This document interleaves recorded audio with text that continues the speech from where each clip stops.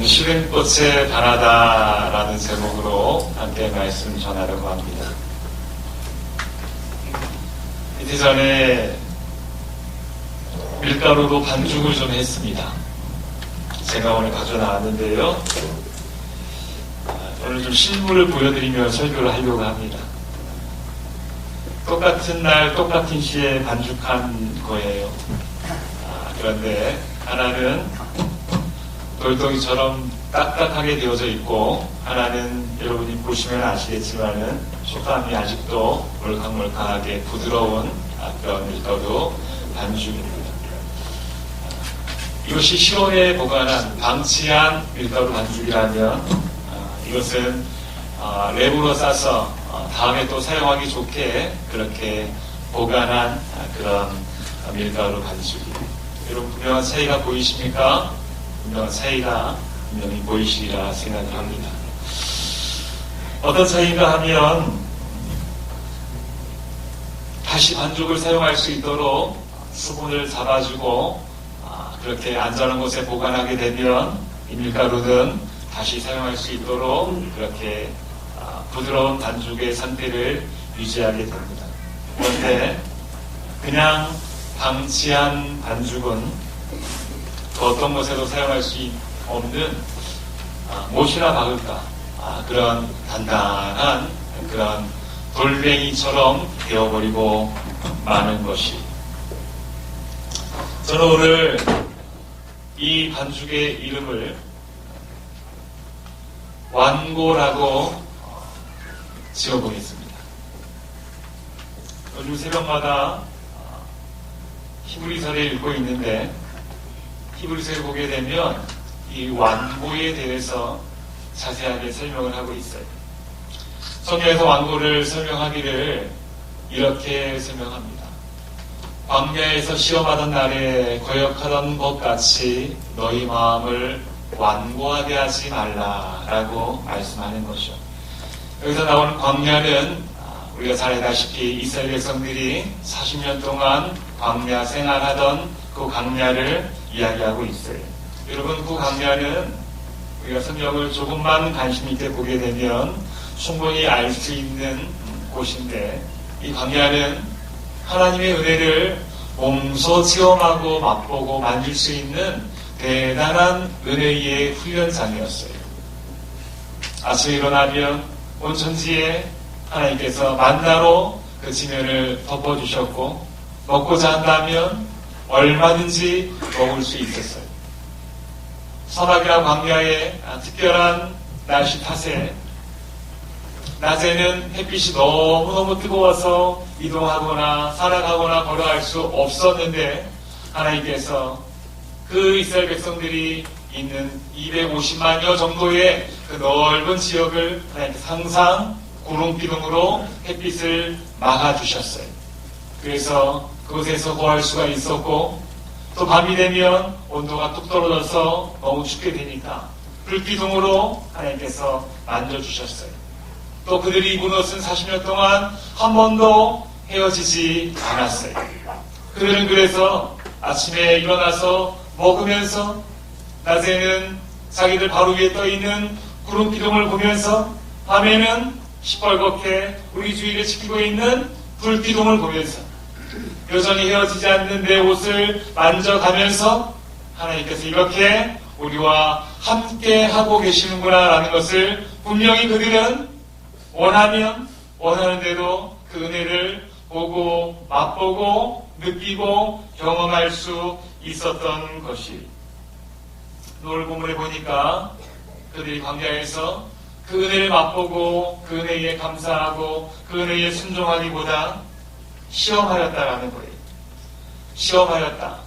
시험했다는 것은 그 주신 은혜대로 감사하며 순종하는 삶을 살지 아니하고 그 주님을 계속해서 시험하며 의심하며 거역하였다. 자기의 생각과 고집으로 불순종하며 나아갔다라는 거예요. 주님께서 분명히 그들에게 은혜라는 것을 손만 뻗으면 만질 수 있게 주시고 있음에도 불구하고 그들은 은혜를 걷어차 버리고 자기들의 고집으로, 자기들의 생각과 이기심으로 그렇게 나아간 것이, 그래서 그들은 어떻게 됐습니까? 40년 동안 완고할 대로 완고해졌어요. 단단한 돌멩이가 되어져 버렸어요. 결국 그들은 처음에 불러주신 사명대로 가나안 땅에 한 명도 들어가지 못하고 여호수아 갈렙을 제외한 20세 이상의 모든 사람들은 광야에서 그저 먹고 죽는 인생으로 끝나버리게 되는 것입니다. 은혜를 벗어나서 스스로 방치된 인생은 이처럼 완고해질 수밖에 없는 것입니다. 또 하나의 반죽이 있죠. 또 하나의 반죽의 이름을 저는 상한 심령이라고 이름을 지으려고 합니다. 같은 반죽이지만 은혜로 쌓여져 있기 때문에 이처럼 언제 어디서나 다시 사용할 수 있도록 그렇게 세적의 상태를 유지하고 있는 것이죠. 성경에서는 상한 심령을 이렇게 표현하고 있어요. 오늘 우리가 10편 51편을 읽었습니다. 51편은요, 우리가 잘 아는 바와 같이 다윗이 밧세바와 범죄한 이후에 자기에게 충성하는 장군의 아내를 보고 음욕을 품고 그렇게 범한 이후에 그 죄를 덮기 위해서 그 장수 우리아를 더욱더 사지로 몰아내서 죽게 하고 밧세바를 정식 자기 아내로 삼게 됩니다. 깔끔하게 마무리되었어요. 누가 뭐라 그러지도 못해요. 아무도 모르는 것 같아요. 그렇게 시간이 흘러갑니다. 그로부터 1년이 지났어요. 이제 다윗 왕도 그 악한 죄에 대한 기억도 또 죄책감도 무뎌지고 있는 그런 시간이었을 거예요. 그러다 어느 날 하나님 보내신 나단 선지자가 다윗 왕을 찾아오게 된 거예요. 그리고 1년 전에 있었던 그 다시는 쳐다보기 싫었던 자기가 보기에도 너무나 추잡스러운 그 죄의 모습들을 나단 선지자가 다윗 왕에게 지적하기 시작합니다. 하나님의 서리빨 같은 음성으로 자기의 그 추잡스러운 그 죄의 단면들을 하나하나 예를 들어서 말씀하실 때에 그 다윗 왕의 마음이 어떠했겠어요?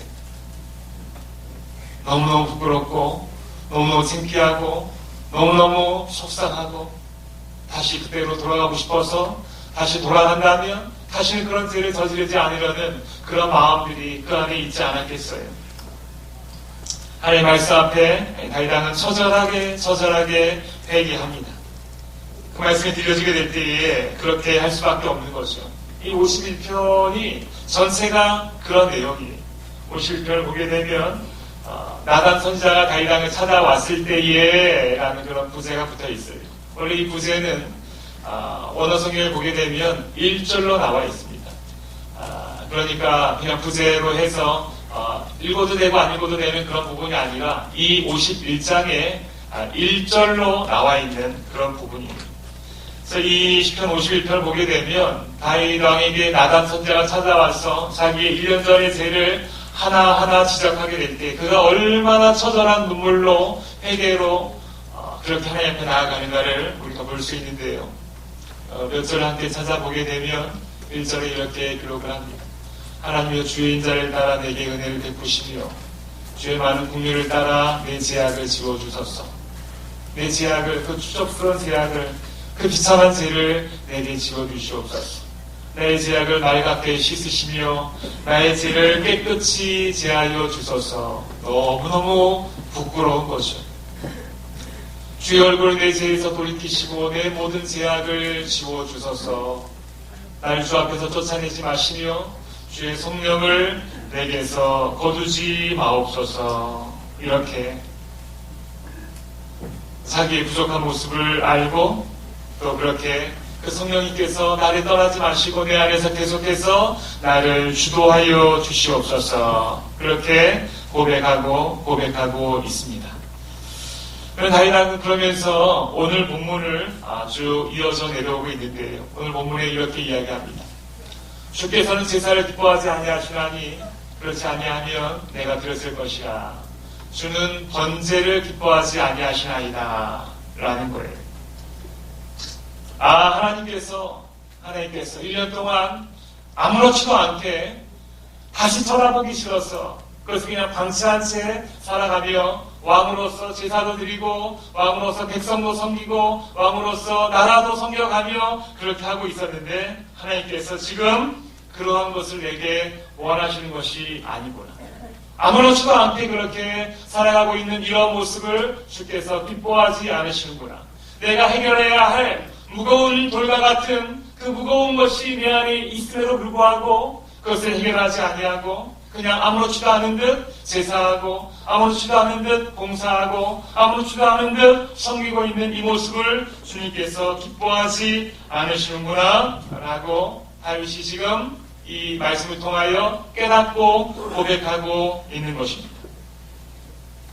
우리 안에 하나님 앞에 해결해야 될 분명한 양이 있고 분명한 모습들이 있음에도 불구하고 해결하지 아니하고 아무렇지도 않게 예배하고 아무렇지도 않게 살아가고 아무렇지도 않게 봉사한다면 우리말로 말하면 암시령도 안 하고 그렇게 살아간다면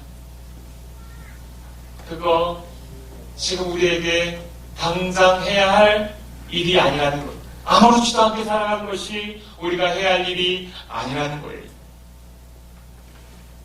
아무렇지도 않게 살아간다고 정말 아무렇지도 않을까요? 다윗 왕이 1년 전에 그렇게 추잡한 범죄를 저질러 놓고 아무렇지도 않게 보지 않고 신경 쓰지 않고 살아간다고 해서 정말 그 마음이 아무렇지도 않았을까요? 정말 하나님의 사람이라면 아무렇지도 않지 않습니다. 다윗의 고백이 이것을 증명하고 있죠. 51편에 이야기하기를 무릇 나는 내 죄가를 아오니 내 죄가 항상 내 앞에 있나이다.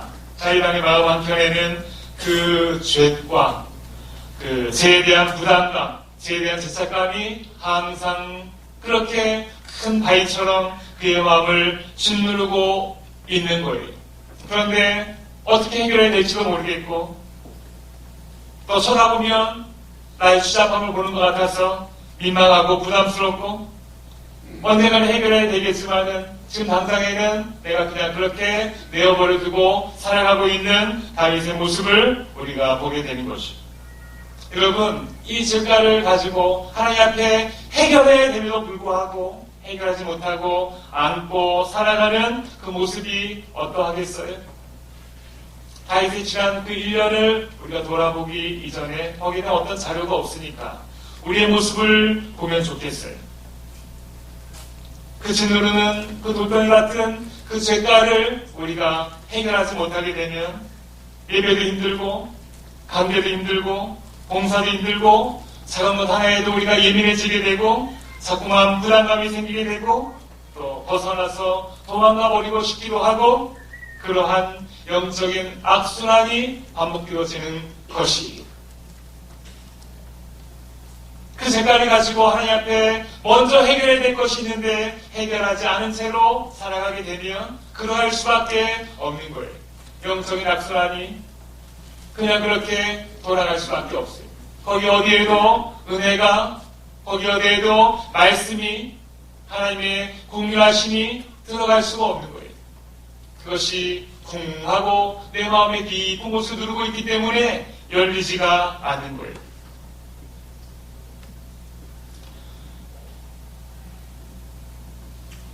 교회에서 희망을 할 때에도 그렇고 몇몇 앞장서서 수고하고 봉사하는 이들을 보면서 제가 그들에게 몇 주 이런 질문을 했습니다. 사랑하는 성도님, 집사님, 권사님, 장로님, 지금 앞장서서 이 일을 하고 있는데 이 일을 감당할 수 있는 은혜가 지금 있습니까? 라고 물어봤어요. 이 질문은 지금 해왔기 때문에 그냥 가는 것은 아닙니까? 내게 맡겨졌기 때문에 억지로 하고 있는 것은 아니에요? 사람들 보기 때문에 어쩔 수 없이 하고 있는 건 아니에요? 아니면 정말로 하나님께서 은혜라는 것을 내게 주셔서 그 은혜가 자원하는 마음으로 우리의 삶의 열매로 맺혀져서 그렇게 지금 기쁨으로 자원하는 마음으로 그렇게 가고 있는 거예요. 지금 이 일을 하고 있는 합당한 은혜가 성도님에게 있습니까? 라고 그렇게 물어봤어요. 스스로 점검하라고 던지는 질문인 것이요. 감사하게도 몇몇 분들이, 질문을 받은 분들이 예, 충분히 은혜가 있어요 라고 그렇게 대답을 하셨어요. 충분히 은혜가 있어요. 목사님 앞에서 면전에서 물어보는데 못해먹겠습니다. 지금 억지로 하고 있습니다 라고 대답할 용기가 아마 없었던 것 같아요. 아니 정말로 귀한 은혜가 있어서 그 은혜대로 내가 감당하며 나가고 있습니다 라고 대답을 했겠죠. 저도 알고 있습니다. 그분들이 제 앞에서 억지로 하고 있어요, 마지못해 하고 있어요, 사람들 보니까 하고 있어요 라고 얘기할 수 없듯이, 그렇다면 내게 주어진 은혜를 이 대답을 하며 질문을 고민하며 한번 생각해 보라고, 지금 이 일을 하고 있는 그 은혜가 있습니까? 라고 물어본 거예요. 공개적으로 우리에게 묻습니다. 여러분들은 내가 지금 봉사하고 예배하고 믿는 사람으로 신앙생활을 해 나갈 수 있는 그 동력이 되는 그 은혜가 여러분에게 있으십니까? 대답하신 분도 계시고 대답 안 한 분도 계세요. 대답 안 한 분은 어떠한 대답을 그 마음속에 가지고 계십니까? 중요한 것은 나를 움직이게 하는 그 동력, 생생한 하나님의 은혜가 없으면 지금 우리는 다윗처럼 제사드리고 지난 1년 동안 다윗이 범죄한 이후에 그렇게 한 것처럼 다윗처럼 제사드리고 다윗처럼 왕으로 섬기면서 여전히 해결되지 않은 무거운 돌덩이를 가슴에 안고 살아가는, 이러지도 저러지도 못하는 그런 모습이기 때문에 어떠한 은혜도 어떤 삶의 열매도 어떠한 마음의 기쁨도 상실한 채 살아가고 있지는 않은가. 우리의 모습을 다윗과 동일시하며 우리의 모습을 정확하게 진단할 필요가 있을 것 같아요. 여러분, 그러면 해결책이 무엇이겠어요? 이 무거운 돌덩이를 우리가 어떻게 하면 좋겠습니까? 어떻게 하면 좋겠습니까? 이에 대해서 다윗 왕은 이렇게 고백하는 것이, 지금 아무렇지도 않은 척 제사 드리고 있는, 아무렇지도 않은 척 봉사하고 아무렇지도 않은 척 하고 있는 이것이 중요한 것이 아니구나. 먼저 해야 될 것이 있구나. 그것이 무엇입니까? 우리 같이 한번 읽어봅시다. 같이 한번 읽습니다. 시작.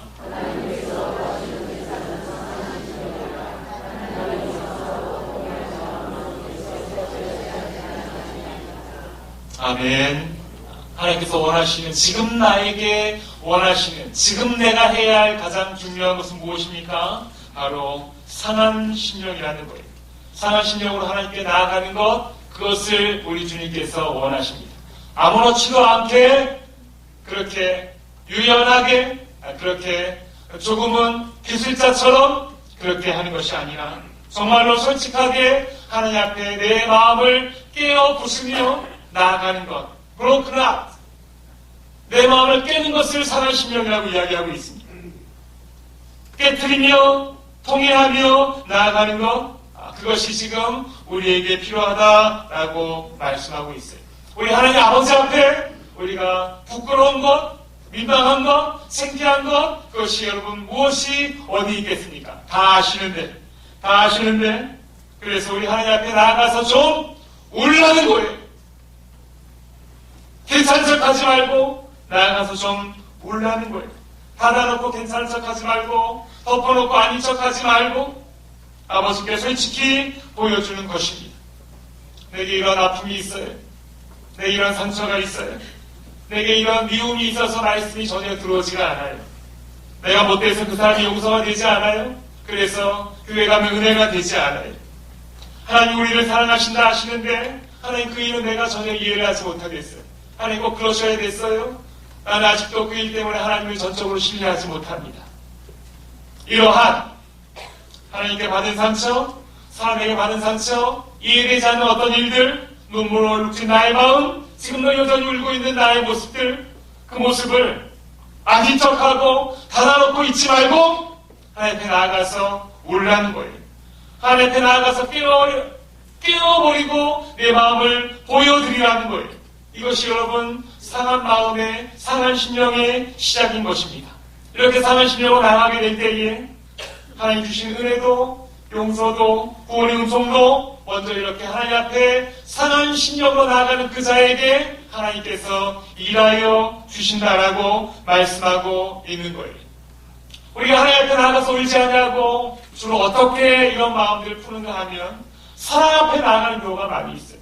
사랑 앞에 나가서 내가 얼마나 아픈지, 얼마나 속상한지를 보여주게 되고 그 원인을 함께 이야기하고 그 원인을 함께 욕하고 원인이 어떤 공동체가 되었던 사람이 되었던 함께 이야기하고 욕하면 당을 짓게 되고 그 당이 또 공동체를 힘들게 하고 이렇게 사람 앞에 이야기하는 것은 여러분 어떤 위로나 회복이 되지 않아요.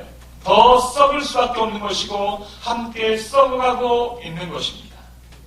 사람들께서 한두 명 내 편을 만들어서 그것이 과연 어떤 위로나 어떤 회복이 됩니까? 그렇지 않아요. 사람에게 나아가서 울고 사람에게 나아가서 탄식하는 것은 어떤 도움도 되지 않아요. 사람 비교하지 마시고 하나님 앞에 나아가서 하나님 앞에 울 때에 하나님 앞에 내 마음을 깨고 하나님 앞에 내가 지금 이렇게 이해가 되지 않는 마음도 있고 이렇게 은혜가 되지 않는 마음도 있고 이것이 내 안에 문제인 것을 고백하며 하나님 앞에 나아가서 하나님 앞에 우는 거예요. 우리 그것을 잘 하지 못해요. 잘하지 못해요. 그것은 이렇게 하나님의 은혜 안에 쌓여 있는 자에게 주시는 특권이기 때문에 그렇습니다. 바깥에 있는 사람들은 아무리 울려고 해도 울 수가 없어요. 딱딱하게 돌처럼 굳어져서 울 수가 없는 거예요. 그래서 우리가 항상 하나님의 은혜 안에 거하여야 하는 거예요.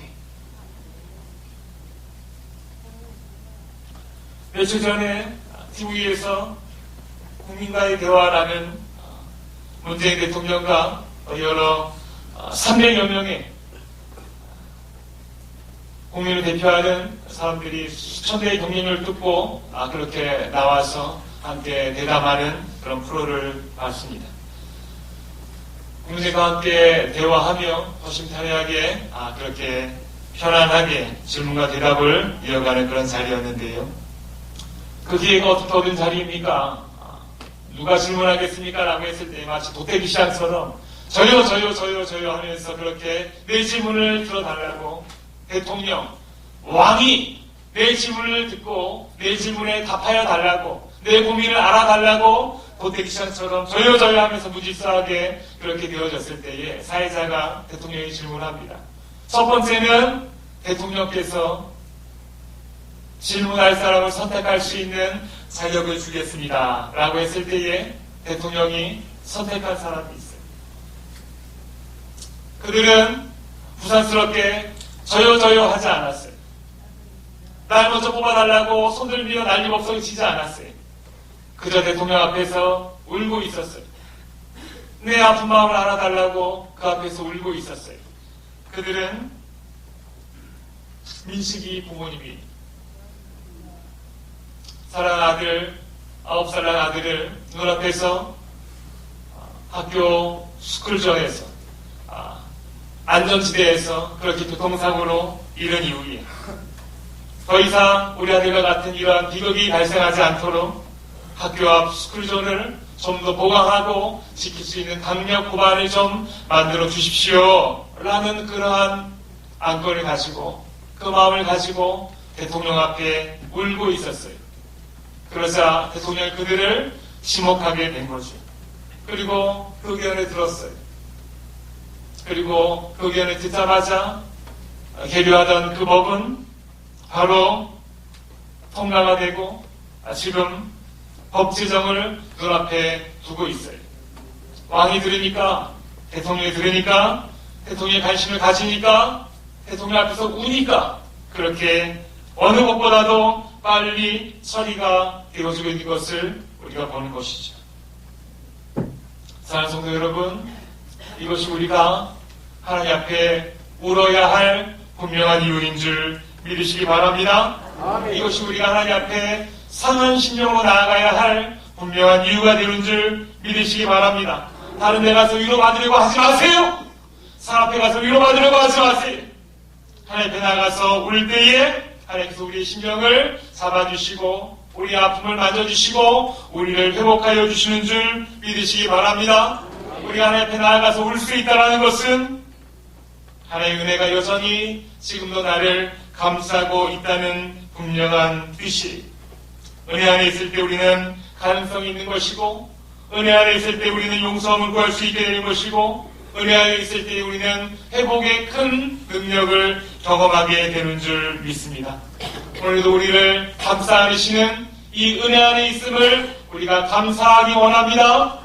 이 은혜 안에 우리가 있음을 기억한다면 여러분, 하나님 앞에서 애통하는 심령을 가지고 울 수 있는, 우시는 우리 성도님들이 되길 바랍니다. 하나님 앞에 먼저 가서 우는 것이 우리 문제의 회복이요, 해결이요, 하나님의 능력의 시작이 됨을 꼭 믿으시기 바랍니다. 가식 없이 솔직하게 우세요. 그러면 하나님께서 그 심령을 어루만져 주시는 것입니다. 울 수 없다면 하나님 은혜 안에 여러분 나오세요. 은혜 안에 나오세요. 새벽에도 나오시고 기도하러 나오시고 나오셔서 이 자리가 여러분 은혜의 자리입니다. 여기가 바로 나를 감싸고 있는 이 은혜가 있는 자리에, 이 은혜 안에 여러분 들어오셔서 하나님 앞에 울기 시작하십시오. 하나님 앞에 우리의 마음을 쏟아놓으며 내 마음을 깨트리며 울기 시작하십시오. 그럴 때 하나님의 회복이 우리 안에 시작됨을 여러분 꼭 믿으시기 바랍니다. 아멘.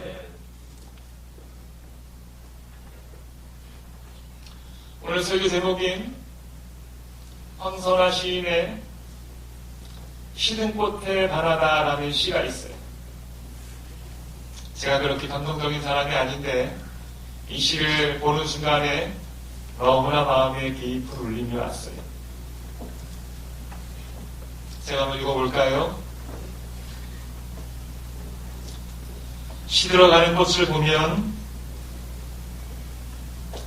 놀라지 않게 조심스럽게 다가가 입술에 닿는 깃털의 촉감 같은 목소리로 아직 햇빛이 반할만 하오 라고 속삭여 줘야지. 끝. 어떻습니까? 제가 구역 신방을 하면서 몇 구역에 가서 이 시를 읽어주었어요. 이 시 지은이가 시를 쓰면서 지금 제가 적용하고 있는 이 의미를 부여하며 시어들을 선택했는지는 모르겠지만 저는 이렇게 적용을 합니다. 어쩌면 하나님의 은혜 안에서 그렇게 마음을 쏟아놓고 울고 있는 우리의 모습이 마치 시든 꽃처럼 그렇게 보일 수 있어요. 아무것도 할 수 없어서 그렇게 펑펑 울고 내 마음을 쏟아놓고 내 마음을 깨트리며 하나님 아버지라고 그렇게 부르고 통회하는 그 심령들의 모습이 어쩌면 시들어가는 꽃처럼 보일 수 있을지도 모르겠어요. 그런데 하나님의 시선은 그렇지 않다라는 거예요. 우리 하나님의 시선은 그렇지 않아요. 어떻게 보십니까? 아직 햇빛이 반할만 하오 라고 우리를 그렇게 보고 있는 것입니다. 하나님은 우리 자녀들이 있는 모습 그대로 나오기를 원하십니다. 무엇을 꾸미시겠습니까? 무엇을 위장하겠습니까? 무엇을 우리가 더 갖추어서 나오시려 하십니까? 있는 모습 그대로로 나오는 거예요. 내 마음 그대로, 아픔 가지고 그대로, 깨어진 마음 가지고 그대로, 상처받고 끼울린 마음 가지고 그대로 주 앞에 나오는 거예요. 그리고 나와서 우는 거예요. 우는 거예요. 통회하며 그렇게 우는 거예요. 상한 심령이 되는 거예요. 은혜 안에서 그 상한 심령으로 엎드리는 거예요. 그럴 때 우리 주님께서 부드럽게 말씀하세요. 아주 부드럽게 내 모습 아주 햇빛이 반할만하다. 은혜가 내게 깃들만하다. 회복이 내게 있을만하다. 라고 우리에게 말씀하시는 줄 믿으시기 바랍니다. 아멘. 아직 햇빛이 반할만하오 라는 것이 우리에게 주시는 하나님의 귀한 음성 같아요. 사랑하는 우리 성도 여러분, 아직 햇빛이 반할만합니다. 아멘 해야 될지 모르겠어요. 사랑하는 우리 성도 여러분, 햇빛이 반할만합니다. 하나님께 와서 마음껏 우시기를 바랍니다. 이 시절을 통해서 하나님 마음이 우리에게 그대로 전달되기를 원합니다. 우리는 아직 여러분 햇빛이 반할만합니다. 여전히 하나님의 은혜 안에 있습니다. 있는 모습 그대로 나와서 다른 곳에 가서 울지 말고 하나님 앞에서 와서 우리가 울 수 있다면 하나님은 우리를 얼마든지 새로운 모습으로 반죽하고 만들어서 우리를 빚어가실 줄 믿으시기 바랍니다. 아멘. 우리는 충분히 아름다운 꽃이며 충분히 햇빛이 비치게 될 때에 더 아름답게 화려하게 꽃 피울 수 있음을 믿으시기 바랍니다. 아멘. 영적인 악순 안에서 그렇지 않은 척하며 그렇게 아는 척하며 숨기고 평상의 예배를 평상의 제사를 아무렇지도 않게 드리는 것은 우리의 할 일이 아니에요. 솔직하게 있는 모습 그대로 내 마음에 그 무거운 짐을 가지고 그대로 먼저 하나님 앞에 상한 심령으로 나오시기 바랍니다. 그렇게 상한 심령으로 은혜 안에 나오게 될 때에 하나님 우리를 분명히 만지십니다. 그렇게 놀라운 회복의 축복을 내 것으로 만드시는 햇빛이 반할 만한 지지 않는 아름다운 신앙의 꽃을 꽃피우시는 우리 사랑하는 대강의 모든 가족들이 되기를 주님의 이름으로 축복합니다. 아멘. 하나님 아버지, 햇빛이 반할 만한 지지 않는 신앙의 꽃을 아름답게 꽃피우게 하여 주시옵소서. 아닌 척하고 위장하며 아무렇지도 않게 예배하는 것이 고도의 기술자가 아니라 내 마음을 쏟아놓고 하나님 앞에 진실하게 있는 모습 그대로 나아가는 것이 진실된 예배자인 줄 믿습니다. 사람 앞에 기술자로 보이지 아니하게 하여 주시고 아버지 앞에 진실한 예배자로 바로 서게 하여 주시옵소서. 아멘.